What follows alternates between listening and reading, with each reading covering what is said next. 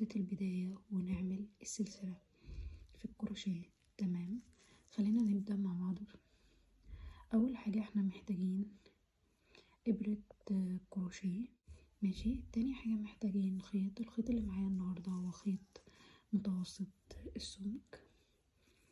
تمام، اول حاجة المفروض ان انا بلف الخيط بالطريقة ديت على صبعي، بمسك الطرف الصغير من الخيط بالصباعين دول، بدخل كده بالابرة. تمام، يبقى معايا الابرة، بدخل كده بالشكل دوت. تمام، بعد كده بجيب الخيط دوت وبرميه الناحية التانية كده. تمام، بسحب الخيط وبدخله من الفتحة الصغيرة ديت، وبكده هكون عملت عقدة البداية. بعد كده لو انا عايزة اعمل سلسلة، المفروض ان انا